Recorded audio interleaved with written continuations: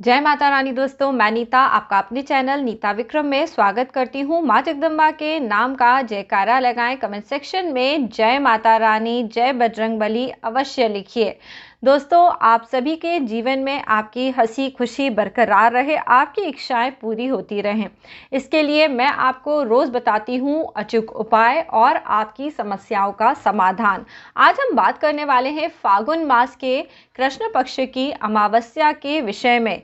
यह शनिश्चरी अमावस्या या शनिवार की अमावस्या है। इस दिन पे आप एक छोटा सा उपाय ज़रूर करिए, इससे आपके नए कार्यों में आपको सफलता मिलेगी। ऐसा लिंग पुराण में बताया गया है कि शनिवार के दिन यदि अमावस्या की तिथि आती है तो इसका महत्व सूर्य ग्रहण जैसा होता है। जिस प्रकार सूर्य ग्रहण पे जब तक पूजा पाठ एवं दान करने का फल प्राप्त होता है, उसी प्रकार शनिवारी अमावस्या के दिन पे भी यदि दान दिया जाता है तो जीवन में सभी कार्य निर्विघ्न संपूर्ण होने लगते हैं। श्लोक में आपको सुना रही हूँ।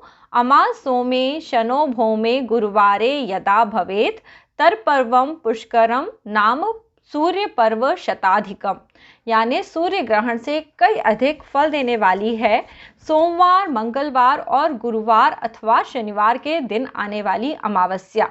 फागुनी अमावस्या को युग प्रारंभ की तिथि कहा जाता है। इस दिन जो भी स्त्री अथवा पुरुष अपने पूर्वजों के नाम से दान पुण्य करते हैं, उनका श्राद्ध करते हैं और गरीबों को खाना खिलाते हैं, उनके जीवन में हर कार्य बनने लगते हैं।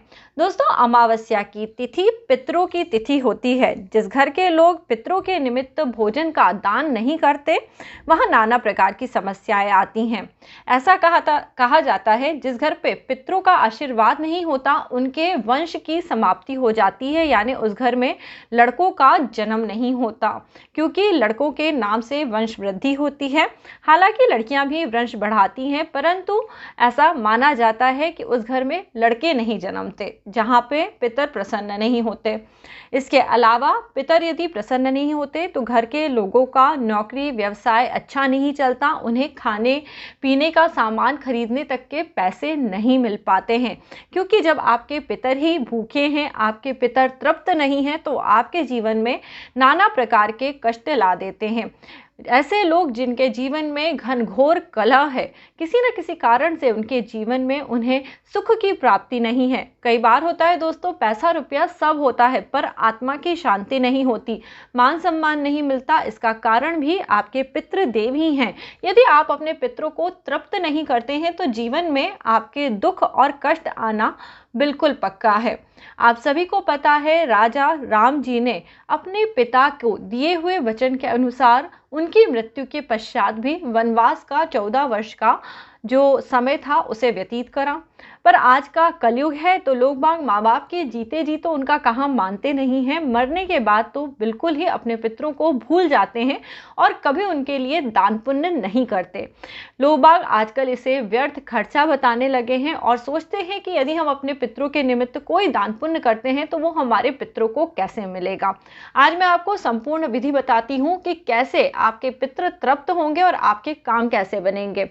उसके पहले जल्दी से नीता विक्रम चैनल सब्सक्राइब करें और वीडियो के नीचे बने हुए लाल रंग के सब्सक्राइब के बटन को प्रेस करिए। बाजू में बनी हुई घंटी के आइकन को प्रेस करिए। इससे आपको व्रत, त्योहार, पूजा पाठ की पूरी जानकारी निःशुल्क प्राप्त होगी।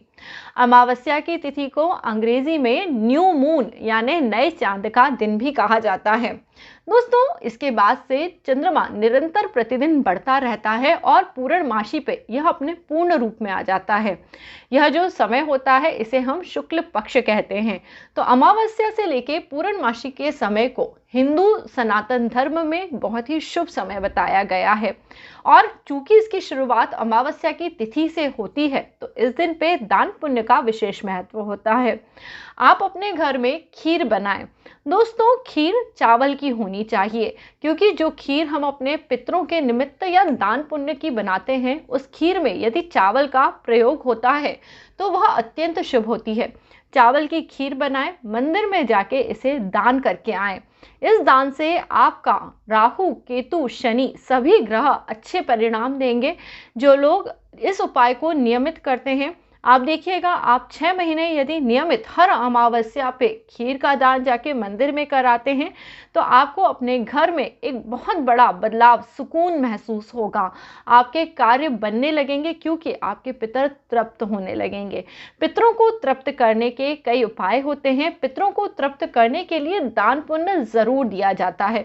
जो लोग खीर बना के नहीं दे सकते, क्योंकि कई लोगों को खीर बनाने का समय नहीं होगा, या समय होगा भी तो शायद नहीं बना सकते, जो भी, तो आप कम से कम दूध खरीद लें। दूध, शक्कर, चावल, तीनों की तीनों चीज़ें ले लें और उनका दान किसी गरीब व्यक्ति को कर दें या मंदिर में जाके कर दें। देखिएगा, आपके पितर तृप्त होंगे। जब वह व्यक्ति उन चीज़ों का प्रयोग करेगा तो यह अल्टीमेटली आपके पितरों की तृप्ति के काम आता है।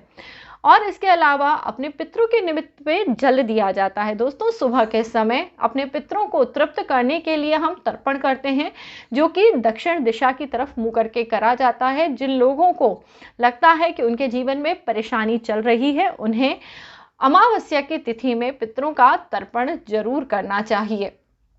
और दोस्तों, लिंग पुराण में बताया गया है कि अमावस्या की तिथि पे पितरों को तृप्त करने के लिए रुद्र, अग्नि और ब्राह्मणों का पूजन करा जाता है। इस दिन उड़द की दाल, दही, पूड़ी और खीर का प्रसाद ब्राह्मण को अर्पित करा जाता है। यह दोस्तों दिन इतना खास होता है कि इस दिन पे छोटे छोटे उपायों का भी जो फल होता है वो आपको बहुत ज़्यादा प्राप्त होता है। उड़द की दाल, काली उड़द के विशेष उपाय मैंने कई बार बताए हैं। आज आपको फिर से एक उपाय बता रही हूँ, क्योंकि ये शनिवारी अमावस्या है या शनिचरी अमावस्या है। इस दिन पे आप एक कटोरी में काली उड़द की दाल ले लें और आप उस उड़द की दाल को लेके किसी शिवलिंग के सामने बैठ जाए। यदि शिवलिंग आपके घर पे है, चाहे वो पारद का शिवलिंग हो या स्फटिक का शिवलिंग हो, उसे रख लें और एक एक दाना काली उड़द की दाल का उठाएं और ओम रुद्राय नमः, ओम रुद्राय नमः, ये मंत्र कहते हुए एक एक दाना करके आप शिवलिंग पे डालते जाएं। काली उड़द की दाल से इस प्रकार से 108 बार शिवलिंग का ओम रुद्राय नमः मंत्र से अभिषेक करा जाने से आपके जीवन के कष्ट दूर हो जाते हैं, क्योंकि रुद्र रूप में शिव आपके कष्टों का हरण करते हैं। भगवान हनुमान भी शिव जी का एक रूप हैं और अपने जीवन पर्यंत शिव जी ने, हनुमान भगवान ने कई कार्य करे, जिसके कारण हम आज भी उनका पूजन करते हैं। इस कलयुग में हनुमान जी से ज़्यादा जागृत देवता और कोई नहीं है। और मैं हमेशा प्रतिदिन अपने घर में पूजा के मंदिर में हनुमान जी से प्रार्थना करती हूँ और ऐसा एहसास होता है कि वो हमारे आसपास ही हैं। उनसे प्रार्थना करते समय मंत्रों का या फिर आप अपनी सरल हिंदी भाषा का प्रयोग करें। बोले, हे हनुमान महाप्रभु, आप हमारे जीवन में जो भी हमारे कष्ट हों उनको दूर करें।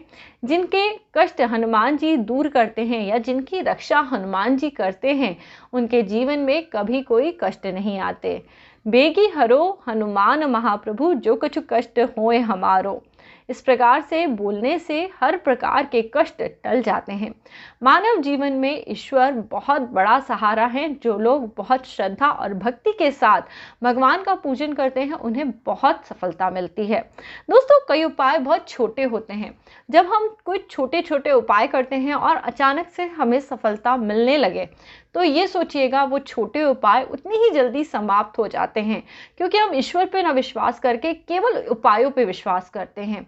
उपाय तभी कार्य करते हैं दोस्तों, जब हम ईश्वर पे विश्वास करें। इसलिए आज इस वीडियो में मैं आपको यही सिखाने वाली हूँ कि आप सभी को ईश्वर पे सबसे पहले विश्वास होना चाहिए। उपाय तो तब फलीभूत होगा जब ईश्वर की कृपा होगी। यदि आपको कोई सडन गेन्स होते हैं या सडन कोई चेंज होता है लाइफ में बिना ईश्वर की भक्ति करे, तो आप सोच लीजिए यह सडन गेन या सडन चेंज उतनी ही जल्दी समाप्त हो जाएगा। क्योंकि जब तक ईश्वर की कृपा नहीं होती या संपूर्ण कृपा की प्राप्ति हमें नहीं होती, जीवन में आनंद, सुख, परिवर्तन का आना संभव नहीं है। ईश्वर पे कृपा के लिए आप धन्यवाद ज़रूर कहें। आपके जब भी काम हो जाएं, जैसे सपोज़ अगर आप बहुत दिन से नौकरी के लिए परेशान थे और उपाय कर रहे थे, और अगर आपका काम हो जाए तो आप जाएं हनुमान मंदिर में, बूंदी का प्रसाद बंटवाएं और इस प्रकार से भोग ज़रूर लगाएं। भगवान को धन्यवाद हमेशा देना चाहिए। कई बार लोगों के जीवन में जब सफलता मिल जाती है तो वो भगवान को याद नहीं करते। जब दुख होता है, कष्ट होता है, तकलीफ होती है, तब मंदिर रोज़ जाते हैं और जिस दिन वो कष्ट दूर हो जाता है उस दिन से मंदिर जाना बंद कर देते हैं। बिल्कुल ऐसा मत करिए। यदि आपने कोई नियम बनाया है तो उस नियम के कारण यदि आपका भला हुआ है तो उस नियम को कंटिन्यूएशन में करिए। जैसे कि शनिवार के दिन यदि पीपल में दिया लगाते हैं तो आपके घर लक्ष्मी जी की कृपा होती है। लोग बाग इस नियम को महीनों महीनों करते हैं कि पीपल के पेड़ में शनिवार के शाम में सरसों के तेल का दिया लगाते हैं। 2-3 महीने में महालक्ष्मी अच्छे से प्रसन्न हो जाती हैं, क्योंकि आपके नियम से माता रानी बहुत अच्छे से खुश हो जाती हैं और वह आपके घर में पधार जाती हैं। और जैसे ही लक्ष्मी आती है, हम शाम में पीपल के पेड़ का पूजन करना और दिया लगाना भूल जाते हैं और मंदिर की जगह रेस्टोरेंट या घूमने फिरने जाने लगते हैं। आप बताइए, ऐसे में लक्ष्मी जी आपके घर पे लंबे समय तक कैसे वास करेंगी? क्या आपको लगता है अपने घर में मोटी मोटी तिजोरियां बना के, बड़े बड़े ताले लगा के आप लक्ष्मी जी को रोक लेंगे? जिन लोगों को ऐसा लगता है कि उनके जीवन में हमेशा लक्ष्मी जी रुकी रहेंगी, उन्हें आज बदल जाना चाहिए और सजग हो जाना चाहिए। लक्ष्मी जी ताले और बैंकों से नहीं रुकती, अपनी कृपा से रुकती हैं। आप सब भगवान का पूजन करें और हमेशा उन्हें धन्यवाद ज़रूर दें। जय माता रानी दोस्तों।